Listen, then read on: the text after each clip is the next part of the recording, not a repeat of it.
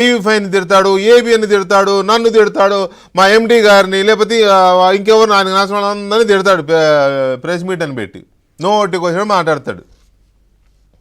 ఆయన మీడియా ఏదో సొక్కమైనట్టు అనకూడదు కానీ క్షమించాలి, పతివ్రత ఫోజులు కొడతాడు ఆయన మీడియా గురించి. ఇవాళ దొరికిపోయాడు.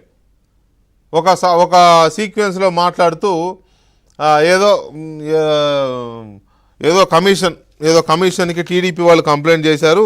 కంప్లైంట్ చేస్తే ఏంటది, కాంపిటీషన్ కమిషన్ ఆఫ్ ఇండియా అంట.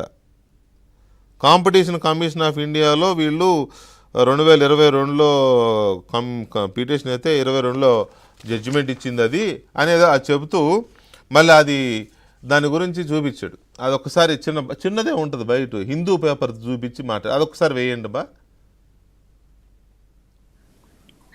హిందూ పేపర్ క్లిప్పింగ్ మళ్ళా వేరే పేపర్ పెడితే బాగుండదు కదా, కొత్త గొప్ప క్రెడిబుల్ పేపర్ పెడదాంలే అని చెప్పి హిందూని చూపిస్తున్నాను. హిందూ పేపర్ క్లిప్పింగ్ మళ్ళా వేరే పేపర్ పెడితే బాగుండదు కదా, కొత్త గొప్ప క్రెడిబుల్ పేపర్ పెడదాంలే అని చెప్పి హిందూని చూపిస్తున్నాను. అది దాని అర్థం ఏంటండి? హిందూ పేపర్ చూపి కొద్దో గొప్ప ఒక ఆంగ్ల పత్రిక, నేను హిందూ పేరు ఎందుకు చెప్పాలే, నేషనల్ ఇది చూపి దానికి కొద్దో గొప్ప క్రెడిబిలిటీ ఉన్నది చూపిద్దాం అని అది చూపి అని అన్నాడు. అంటే ఏంటి దాని అర్థం? నీ పేపర్ క్రెడిబిలిటీ లేదనే కదా. ఉంటే నీ పేపర్తో చూపించుకునేవాడుగా క్రెడిబిలిటీ. ఓకే, ఆ ఆంగ్ల పత్రికలను కూడా నువ్వు ఎలా మేనేజ్ చేసావో, ఆంగ్ల పత్రికల స్థాయిని ఎలా దిగజార్చావో అది తెలుసు ప్రపంచానికి. అవి ఆధారాలు సాక్ష్యాలు అన్నీ ఉన్నాయి, నువ్వు ఎవరెవరికి ఎంత ఇచ్చి మేపావో. ఇక నేను ఇప్పుడు ఆ జోలికి పోవట్లేదు కానీ నీది నువ్వే బయట పెట్టుకున్నావు. సాక్షిదే చూపించి ఏబి వేసుకోవయ్యా, అది వేసుకోకుండా అదేదో చూపించి క్రెడిబిలిటీ కొద్దిగా గొప్ప ఉందంట దానికి. అంటే నీకు అది కూడా లేదని నువ్వే ఒప్పుకున్నావు. సరే, మా ఆంధ్రజ్యోతి, మా ఏబిఎన్, లేకపోతే నీకు గిట్టని ఈనాడు, లేకపోతే ఇంకేదన్నా ఉంటే వాటికి నిజంగా క్రెడిబిలిటీ ఉన్నా నువ్వు లేదనే అంటావు. మమ్మల్ని వదిలేయి. నీది లేదని నువ్వే చెప్పుకున్నావు కదా జగన్ రెడ్డి. నీ చూపించుకునే సాహసం కూడా చేయలేకపోయావు. దాని అర్థమేంటి?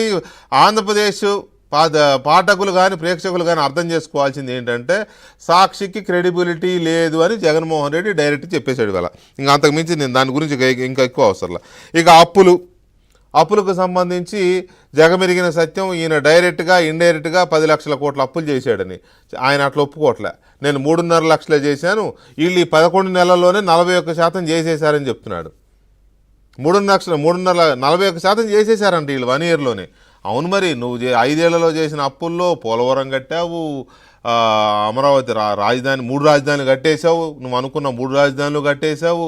అసలు మొత్తం ఆంధ్రప్రదేశ్ని అలరారిపోతూ ఉంది అంతర్జాతీయ స్థాయిలో.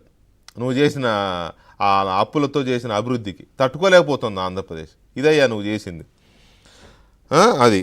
ఇక తర్వాత అమరావతికి సంబంధించి నీ కడుపులో అక్కసు, నీ కళ్ళలో మంట, ఈ రెండూ తగ్గలేదు అమరావతి విషయంలో. ఇప్పటికీ కక్కుతూనే ఉన్నావు, దాని మీద అక్కసు కక్కుతూనే ఉన్నావు. నీ కడుపులో ఉన్న విషమంతా కక్కుతున్నావు రాజధాని మీద, అమరావతి మీద. ఎందుకు కక్కుతున్నావో నీకే తెలియదు. నీ మనసులో ఏదో ఉంది, ఏదో చేయాలనుకున్నావు. దాన్ని ఇప్పుడు కూడా తీసుకెళ్ళంటే ఆ రోడ్డు ఎమ్మట నాగార్జున యూనివర్సిటీ దగ్గర పెట్టు. ఎవరికి కావాలి నీ బోడి సలహాలు? అయిపోయింది, యూఆర్ అవుట్ ఆఫ్ డేట్. ప్రస్తుతానికి ప్రజలు నిన్ను తీసి నేలకేసి కొట్టారు. ఇక నువ్వు సలహాలు ఇస్తే ఎవరు తీసుకునే పరిస్థితి కూడా లేదు. అమరావతిలోనంట రాజధాని తీసుకొచ్చి రోడ్డు ఎమ్మడ కట్టాలంట. ఎవరికి కావాలి నీ బోడి సలహాలు? అయిపోయింది. అమరావతి విషయంలో నువ్వు 3 రాజధానులు అంటే ప్రజలు ఒప్పుకోలేదు.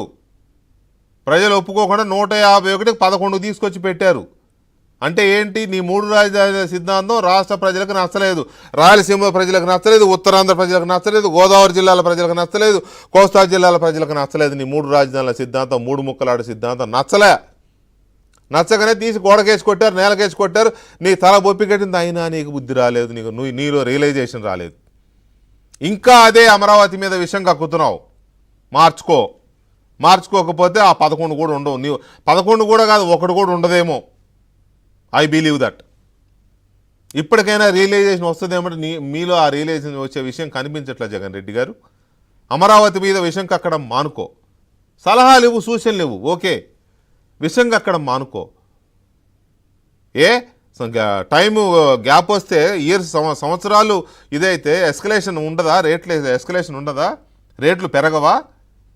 నువ్వు 5 ఏళ్ళు దాన్ని చంపేస్తే 5 ఏళ్ళు నిర్మాణాలు ఆగిపోతే 5 ఏళ్ల తర్వాత మళ్ళీ నిర్మాణాలు మొదలు పెడితే ఇటుక రేట్లు, సిమెంట్ రేట్లు, స్టీల్ రేట్లు, లేబర్ రేట్లు, అన్ని రేట్లు పెరగవా? అది మినిమం కామన్ సెన్స్ కదా. నువ్వు చేస్తున్నావు కదా నిర్మాణాలు. నువ్వు ఇండైరెక్ట్గా నీ బినామీలతో కన్స్ట్రక్షన్ రంగంలో